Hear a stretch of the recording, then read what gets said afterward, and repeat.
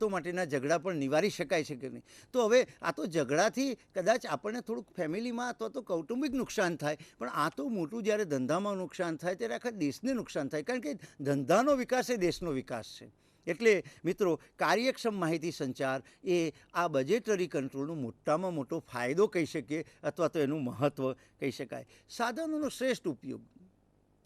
કેટલી બધી સરળ વસ્તુ છે કે તમારી પાસે સાધન છે, દાખલા તરીકે મારી પાસે તલવાર છે, પણ મને વાપરતા જ ના આવડતી હોય તો, અથવા તલવારથી શું કરી શકાય એ મને ખબર ના હોય તો શું કરું?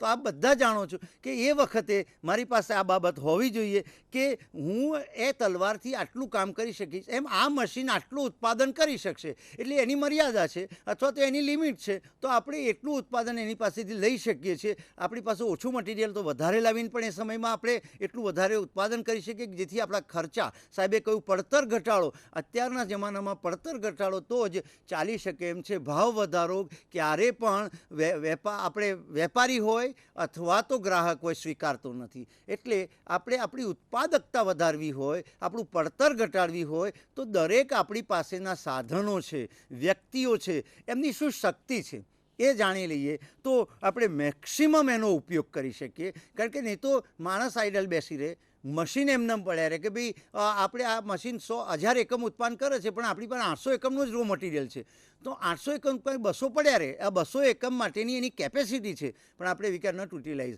અને આપણે જો ધીરુભાઈ અંબાણી ને કરશનભાઈ પટેલને આ બધા જો મોટા વ્યક્તિઓની વાત કરીએ તો એવું એક વૈજ્ઞાનિક તારણ આવેલું છે કે એ લોકોએ પોતાની મગજનો 10% ઉપયોગ કર્યો છે. મિત્રો વિચારો કે ધીરુભાઈ અંબાણી જેનું દુનિયામાં નામ હોય અથવા તેની કંપનીનું દુનિયામાં નામ હોય, એણે 90% તો મગજનો ઉપયોગ જ નથી કર્યો. ત્યારે આપણે બધા તો કેટલો ઉપયોગ કર્યો છે? તમે જાતે તમારી જાતે વિચાર કરો, તમે શું કરી શકો છો ને તમે શું કર્યું.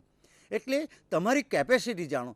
આ વસ્તુ છે, કોમ્પ્યુટર છે, તો કોમ્પ્યુટરનો ઉપયોગ આવડશે તો તમે વધુ સારી રીતે કરી શકશો. અથવા તો એમાં શું છે, અત્યારે પણ હું તમને કહું કે અત્યારે કેટલાય આજે એમ કે આ મોબાઈલ એ ભાગ્યે જ કોઈ નહીં જાણતું હોય એવું, નાનું બાળક પણ રડતું હોય ને તમે મોબાઈલની ટ્યુન વગાડો તો ખુશ થઈ. એ મોબાઈલના કેટલા બધા ફંક્શન છે. હવે you can ask your self, તમે એના કેટલા ફંક્શનનો ઉપયોગ કર્યો છે. કેટલી બધી માહિતી મળી શકે, આ ઇન્ટરનેટ કેટલું બધું મળી શકે, પણ આપણે એનો મહત્તમ ઉપયોગ કરતા નથી. આ સાધનનો ઉપયોગ થાય તો આપણા ધંધાની અંદર વધુ પ્રોડક્શન થાય, આપણી પડતર નીચે આવે, ઓવરહેડ ઘટે, અને આપણે માર્કેટની અંદર સારી ગુણવત્તાનો માલ ઓછા ખર્ચે, ઓછી કિંમતે વેચી શકીએ. તો આ બાબત પણ એટલી આપણા માટે જરૂરી છે. અને મિત્રો, આવા અંદાજપત્ર દ્વારા અંકુશ જે છે એને જે એટલા બધા લાભ છે, તો આપણે શા માટે એના માટે વધુ પ્રયત્ન ન કરીએ? એ મારી ખાસ આપ સૌને પણ એ બાબત માટે આજે મેં કંઈ તમને માહિતી આપી, એમાંથી આપ પણ કોઈ વિચારો અને આ વિચાર વિમર્શ દ્વારા આપ પણ કંઈ પણ આગળ વધો, એવું મારું કહેવું છે. હવે આ આપણે અંદાજપત્ર જે છે એ દ્વારા અંકુશ એની વિધિ માટે હું અહીંયા મારા મિત્ર પ્રોફેસર રાવલ સાહેબ આવેલા છે, તો એ રાવલ સાહેબને વિનંતી કરીશ કે એ આપને એના વિશે થોડુંક સમજાવશે. નમસ્કાર મિત્રો, આપણે ત્રિવેદી સાહેબે અંદાજપત્ર દ્વારા અંકુશ એનો અર્થ, રાવલ સાહેબે એનું મહત્ત્વ, એની આપણે અહીંયા ચર્ચા કરી.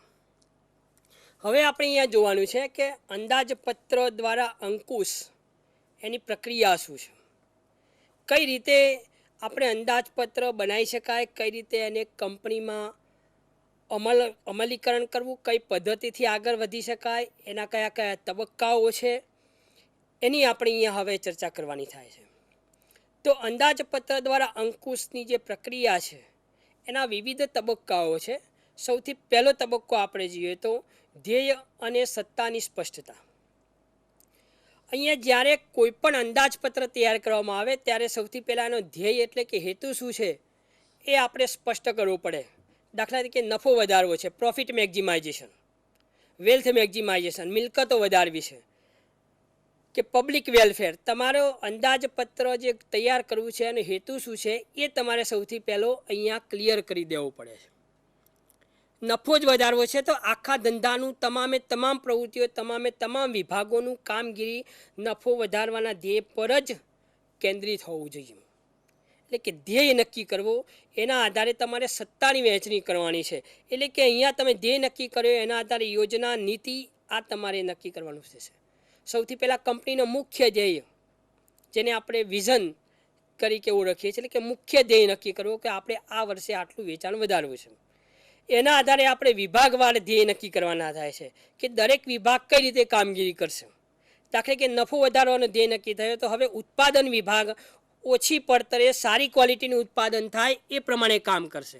એટલે જેટલી પડતર તમારી ઘટશે એટલું તમારો નફો વધશે, એટલે ઉત્પાદન વિભાગ એટલા અંશે નફો વધારવામાં ભાગ આપે છે. માર્કેટિંગ વિભાગ વધુ સારી ક્વોલિટીનું ઉત્પાદન થયું છે એને કારણે વધુમાં વધુ સારું વેચાણ થશે, જેટલું વેચાણ વધશે એટલો નફો વધશે, એટલે માર્કેટિંગ વિભાગ એટલા અંશે નફો વધારવામાં ભાગ આપશે.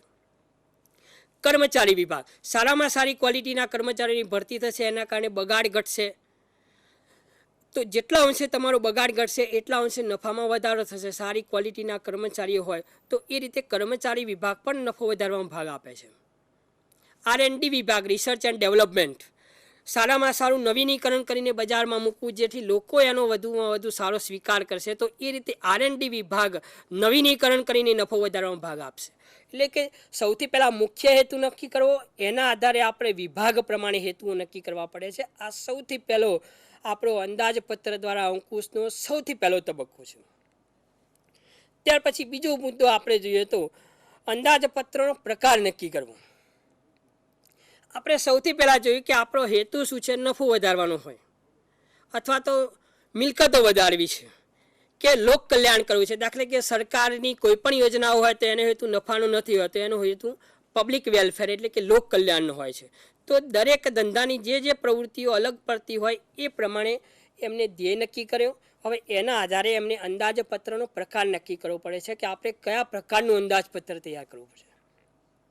દાખલા તરીકે આપણે જોઈએ તો કેન્દ્ર સરકાર પંચવર્ષીય યોજનાઓ બનાવે છે. એના આધારે દર વર્ષે ફેબ્રુઆરી મહિનામાં 28 અથવા તો 29 તારીખે બજેટ રજૂ કરે છે, યુનિયન બજેટ કેન્દ્ર સરકાર. એ જ પ્રમાણે રાજ્ય સરકાર પણ પોતાનું બજેટ રજૂ કરે છે. ગુજરાત સરકાર પણ દર વર્ષે પોતાનું બજેટ રજૂ કરે છે. એ જ પ્રમાણે કંપનીઓ પણ પોતાનું બજેટ બનાવે છે.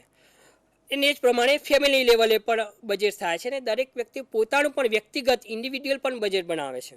તો એ રીતે અહીંયા અંદાજપત્રનો પ્રકાર તમારે નક્કી કરવો પડે છે કે કયા પ્રકારનું અંદાજપત્ર નક્કી કરવું. એક ફોરેન લેખક ગ્લેન વેલ્સે મોટા એકમો માટે 28 પ્રકારના અંદાજપત્રો છે એવી એમને એક રજૂઆત કરી છે કે જુદા જુદા 28 પ્રકારના અંદાજપત્રો છે. પણ એમાંથી આપણે મુખ્ય જોઈએ તો બે અંદાજપત્રોના મુખ્ય બે પ્રકાર પડે છે. એક કાર્યકારી અંદાજપત્ર અને બીજું છે નાણાકીય અંદાજપત્ર.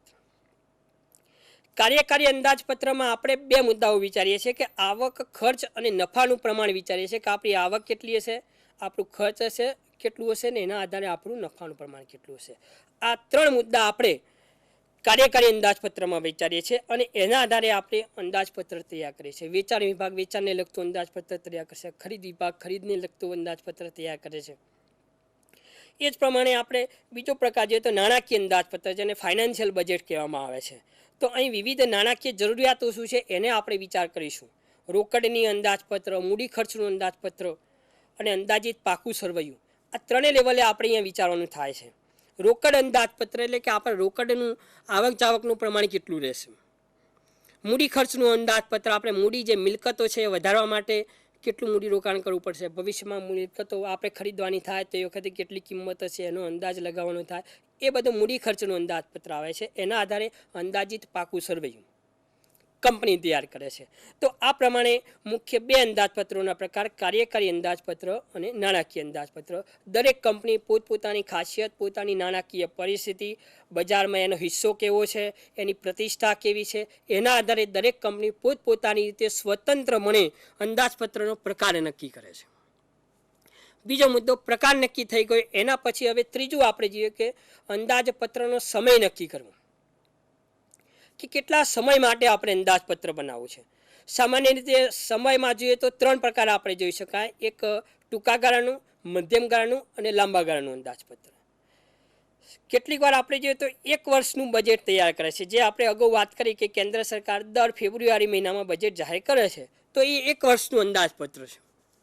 1 એપ્રિલથી 30 માર્ચ સુધી એનો અમલ થશે. તો એ 1 વર્ષનું અંદાજપત્ર છે. ક્યારેક 2 વર્ષ અથવા એથી વધુ વર્ષ માટે પણ અંદાજપત્ર બનાવવામાં આવે છે. એ જ રીતે પંચવર્ષીય યોજના પણ બનાવવામાં આવે છે. કેન્દ્ર સરકાર પંચવર્ષીય યોજનાઓ અમલમાં મૂકે છે, રાજ્ય સરકાર પોતાની રીતે યોજનાઓ અમલમાં મૂકે છે. દરેક યોજનાનું અલગ અલગ બજેટ બનાવે છે, એટલે કે જે તે સમય નક્કી કરે છે કે આ યોજના આપણે આટલા સમયમાં પૂરી કરવી છે. એટલે અંદાજપત્રનો સમય એ નિર્ધારિત કરવાની બાબત આવે છે. અને અહીંયા જે સમય છે એમાં આપણે જેટલો લાંબો સમય હોય એટલા લાંબા સમયને આપણે ધ્યાનમાં રાખીને એ બનાવવું જરૂરી છે. દાખલા કે ફુગાવો, ભાવ વધારો કેટલો થશે એને અહીંયા ખાસ ધ્યાનમાં રાખવું પડે. અત્યારે તમે જુઓ કે સતત ભાવ વધી રહ્યા છે, તો અત્યારે હાલ તમે બજેટ નક્કી કરતા હો તો આવતા 3 મહિના પછી, 6 મહિના પછી, 9 મહિના પછી કોઈ પણ વસ્તુ આપણે ખરીદવાની થશે તેના જેટલા અંશે ભાવ વધારો થાય એનું પૂર્વાનુમાન કરીને તમારે બજેટમાં એની રજૂઆત કરવી પડે. જો અહીંયા પૂર્વાનુમાનમાં તમે ખોટા પડો તો આખા બજેટમાં તમારે પછી વિવિધ પ્રકારના મુદ્દાઓ પ્રશ્નો ઊભા થશે. એટલે અહીંયા અંદાજપત્રનો જે સમય નક્કી કરો છો એ સમય નિર્ધારિત કરવાનો થાય છે અને એના આધારે તમારે વિવિધ પૂર્વાનુમાનો કરીને એ રીતે કામગીરી કરવાની થાય છે. ક્યારેક વિશિષ્ટ સંજોગ હોય તો 3 કે 6 કે 9 મહિના માટેનું પણ આપણે અંદાજપત્ર તૈયાર કરવું પડે. તો હવે વિવિધ રીતે આપણે ત્રીજા મુદ્દામાં આપણે અંદાજપત્રનો સમય નિર્ધારિત કર્યો. હવે ત્યાર પછી આપણે જે ચોથો મુદ્દો કે વિભાગવાર અંદાજપત્રો તૈયાર કરવા. દરેક કંપની મુખ્ય વિભાગ અંદાજપત્ર તૈયાર કરે છે. એ પહેલાં એ વિભાગવાર વિવિધ વિભાગોમાંથી માહિતી મંગાવે છે, વિવિધ ખાતાઓ પાસેથી માહિતી મંગાવે છે. દરેક ખાતાનો જે ઉચ્ચ અધિકારી છે, જે વડા છે, એ આ અંદાજપત્ર પોતાની રીતે તૈયાર કરે છે. દાખલા કે ઉત્પાદન વિભાગમાં ઉત્પાદન અધિકારી જે છે, પ્રોડક્શન મેનેજર, એ આ પ્રોડક્શનને લગતો અંદાજ તૈયાર કરે છે. માર્કેટિંગ વિભાગમાં માર્કેટિંગ મેનેજર એ વેચાણને લગતો અંદાજપત્ર તૈયાર કરે છે. એ જ રીતે કર્મચારી વિભાગમાં જે કર્મચારી મેનેજર છે, એ કર્મચારી મેનેજર કર્મચારીઓનો પગાર, તાલીમ, વેતન, વિવિધ પ્રકારની પ્રોત્સાહન યોજનાઓ, આવી જે વિવિધ મુદ્દાઓ છે એના આધારે કર્મચારી મેનેજર પોતાના વિભાગની કામગીરી તૈયાર કરે છે. એ જ પ્રકારે R&D વિભાગ, રિસર્ચ એન્ડ ડેવલપમેન્ટ માટે શું જરૂરિયાત છે એને ધ્યાનમાં રાખીને રિસર્ચ એન્ડ ડેવલપમેન્ટ વિભાગના વ્યક્તિઓ પોતાનો અંદાજપત્ર તૈયાર કરે છે. દરેક વિભાગીય અધિકારીઓ પોતપોતાના અંદાજપત્રો તૈયાર કરે છે. ચોથા લેવલે દરેક વિભાગમાં પોતપોતાની રીતે અંદાજપત્ર નક્કી થશે. દાખલા તરીકે આપણે જે ઉત્પાદન વિભાગ, તો ઉત્પાદન સારામાં સારી ક્વોલિટીનું કરવું છે તો સારામાં સારું રો મટીરિયલ તમારે જોઈશે. સારામાં સારું રો મટીરિયલ તમે મેળવશો તો એની કિંમત વધારે તમારે ચૂકવવાની થાય. તો ત્યાં પણ એ પણ તમારે ધ્યાનમાં રાખવાનું જરૂરી બને છે કે આપણે કઈ ક્વોલિટીનું ઉત્પાદન કરવું છે, કઈ રીતે ઉત્પાદન કરવું છે, કઈ પદ્ધતિથી વેચાણ કરવું છે. માર્કેટિંગ વિભાગ તો વેચાણ વધારવું છે, તો વેચાણ વધારવા માટે એને વધુમાં વધુ જાહેરાતો કરવાની જરૂર પડે, નવી નવી વેચાણને લગતી સ્કીમો બજારમાં મૂકવાની જરૂર પડે, વિવિધ ઓફરો ગ્રાહકોને કરવી પડે છે. તો આવા વિવિધ જે ખર્ચાઓ છે એ માર્કેટિંગ વિભાગ પોતાની રીતે તૈયાર કરે છે કે આટલા વિવિધ ખર્ચાઓ આપણે આ વર્ષે કરવા છે. તો આ પ્રકારે દરેક વિભાગ પોતાની રીતે અંદાજપત્ર તૈયાર કરે છે અને એ વિભાગ જે તૈયાર કર્યું હોય એ અંદાજપત્ર પછી જે કંપનીનો મુખ્ય વડો હોય એને મોકલી આપવામાં આવે છે. હવે કંપનીના મુખ્ય વ્યક્તિના વિવિધ વિભાગોમાંથી અંદાજપત્રો મળે છે. એ પછી આપણે હવે 5મો મુદ્દો આવે છે કે સર્વોચ્ચ અંદાજપત્ર તૈયાર કરવું. હવે અહીંયા સર્વોચ્ચ અંદાજપત્ર આવે છે.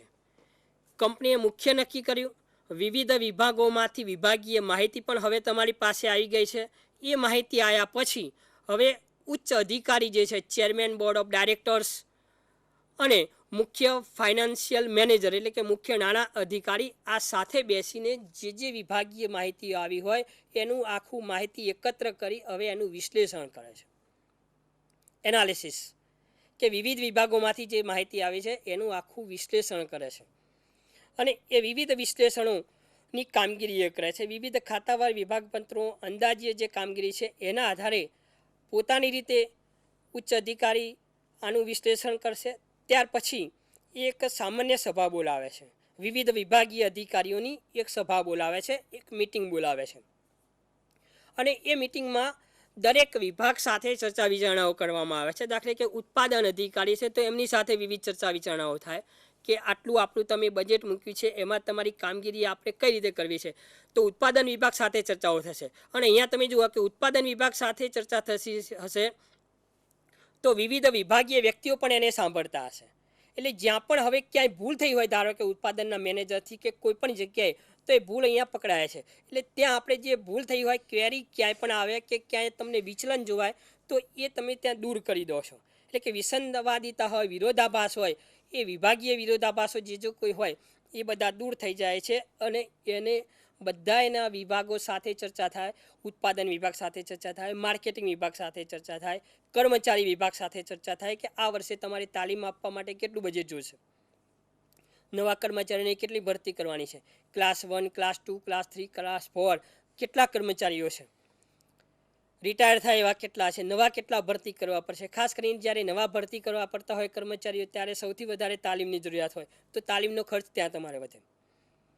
એ જ પ્રમાણે કર્મચારીઓને ધારો કે આપણે દર વર્ષે બોનસ આપતા હોઈએ તો બોનસ આપવાનું થશે, તો એવા કેટલા રૂપિયા આપણે બોનસ આપવાનું થશે. આ બધું આપણે કર્મચારી વિભાગ સાથે ચર્ચા થશે. કોઈ વેલફેરની સ્કીમ કંપની મૂકવા માગતી હોય, કર્મચારીઓ માટે ક્વાર્ટર્સ બનાવવા છે, તો ક્વાર્ટર્સનો કેટલો ખર્ચો થશે.